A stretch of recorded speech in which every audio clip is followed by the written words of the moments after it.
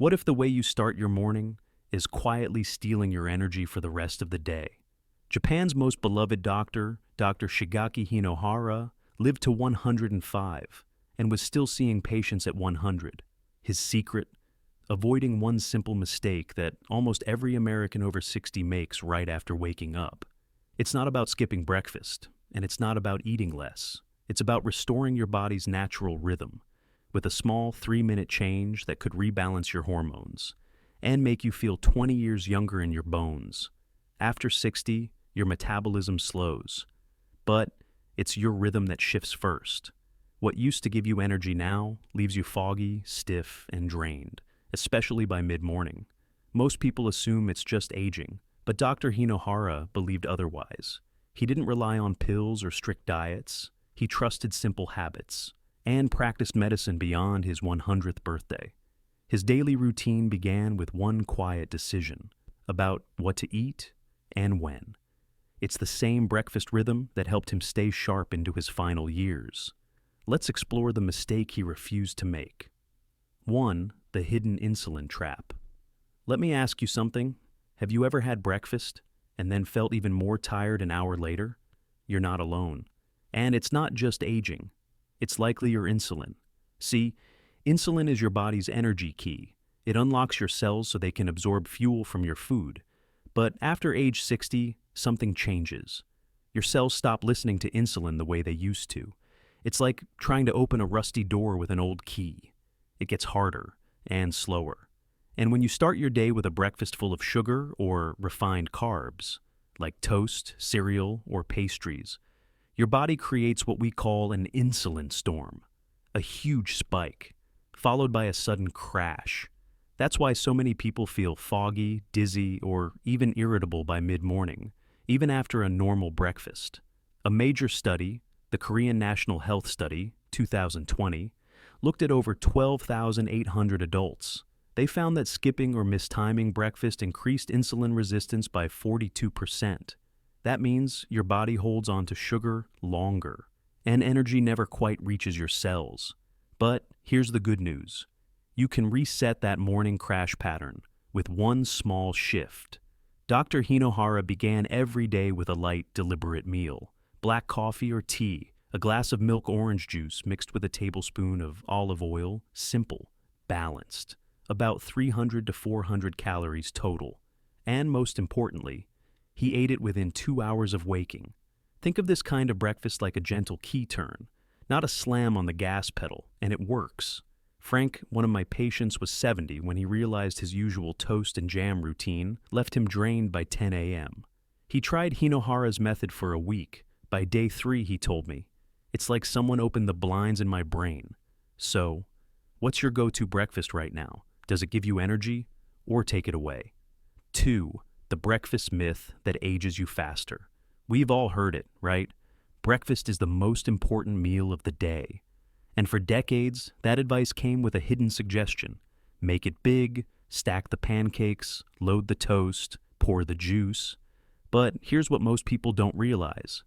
After 60, your body doesn't want more. It wants rhythm. It wants ease. Because a heavy breakfast in an aging body, it can actually speed up the very process we're trying to slow down. A massive review of over 16,000 participants from the NChains dataset, 2014 to 2024, revealed this. Seniors who ate later in the morning or consumed larger breakfasts showed 25% more biological aging markers. That means their internal age was accelerating, not stabilizing. Why? Because your aging metabolism can no longer handle glucose floods or early day overload. Instead of feeling energized, many end up feeling sluggish, foggy, even anxious by mid-morning. And all of this starts with one belief. If I eat more now, I'll have energy later. But in real life, it doesn't land like that. Let me tell you about Marvin. He's 69, still pretty active, still sharp. But he couldn't figure out why breakfast, his power hour, left him ready to nap by 10 a.m. Every morning, eggs, toast, hash browns, orange juice. He thought he was doing it right. But after watching an interview with Dr. Hinohara, Marvin made a small shift. He cut the portion in half. swapped hash browns for avocado, sipped green tea instead of juice. In 2 weeks, he felt the difference. I used to power through the day. Now I flow through it, he told me. So here's your gentle nudge. What if you tried less instead of more, just for a week? Because sometimes the key to energy is giving your body space to rise, not asking it to sprint. Have you ever felt more tired after eating a big breakfast? What's your body trying to tell you? Let me know in the comments. Your story could help someone else watching. 3. Cortisol. Your body's forgotten. Sunrise. Let me paint a picture for you. Cortisol, your natural wake-up hormone, is like the sunrise inside your body. It's supposed to rise gently in the morning, lift your energy, sharpen your focus, and get your body into motion. But after 60, that sunrise gets a little dimmer. Research shows that as we age, our cortisol rhythm weakens. The morning surge is flatter, the timing is delayed, and when we add a big sugary breakfast on top, it's like pulling blackout curtains over your brain. Instead of waking up your system, you confuse it. A 2024 study on chrononutrition and biological aging found something surprising. Eating your first meal after 10:26 a.m. was linked to a 25% increase in biological aging markers. That's not just about breakfast timing. It's about cortisol misalignment. You see, cortisol needs rhythm, it needs light, it needs movement, and it needs a meal, but the right kind at the right time. Dr. Hinohara understood this. He ate before 8 a.m. every single day. Nothing heavy, nothing chaotic, just something gentle, like yogurt, a little milk, a spoon of olive oil or soft fruit. Now, meet Helen. She's 68, and for years, she skipped breakfast completely. Didn't feel hungry, too busy, figured it didn't matter. But every afternoon, she felt off, drained, moody, and wired at bedtime. Then she made one change. She started eating at 7:30 a.m., just a small bowl of Greek yogurt with berries and walnuts. No sugar spike, no coffee crash. And the difference? It was like my body started trusting the day again, she said. So here's something to gently reflect on. Are you waking with your body or against it? Because cortisol isn't just a stress hormone. It's your body's way of saying, good morning, let's rise together. 4. Inflammaging. The rust that drains you. We often talk about aging like it's a number, but inside your body, aging has a texture, and one of the most damaging textures is inflammation.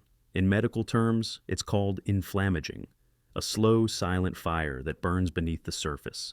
It stiffens your joints, fogs your thinking, wears down your blood vessels and immune defenses.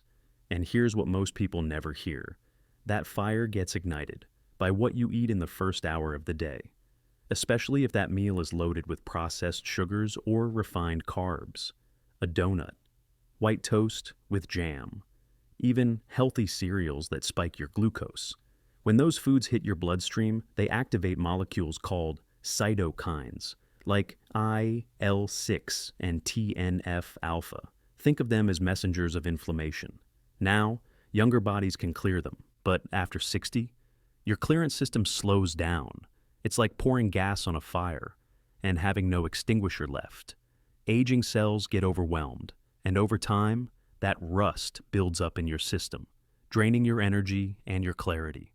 A 2022 report from the National Aging and Inflammation Research Group confirmed seniors who ate sugary breakfasts had significantly higher markers of low-grade inflammation compared to those who ate high-fiber, fat-balanced meals. That's why Dr. Hinohara was so careful with breakfast, and why I now recommend this simple plate instead. Half an avocado, 2 soft-boiled eggs, a slice of whole grain toast, a drizzle of olive oil. It's rich in fiber and healthy fats, which help lower those inflammatory messengers before they start to rise. Carol, 72, was skeptical at first. She'd always grabbed a bagel or muffin on her way out the door.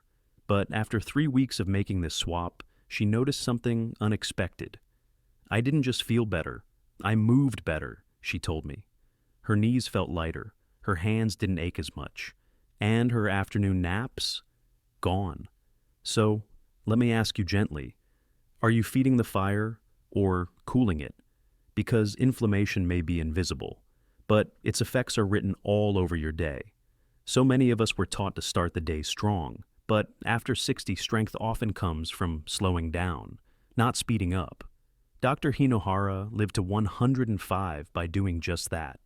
A light breakfast, a calm rhythm, a body he listened to. Today we explored how insulin, cortisol, and inflammation all respond to your morning choices. And the real question isn't, what should I eat? It's, how do I want to feel by noon? Try one small shift tomorrow. Eat before 8 a.m. Skip the sugar. Notice how your body responds. What's one gentle change you'll try this week? If this helped you feel seen or supported, subscribe for more healing habits, drawn from real longevity, not hype.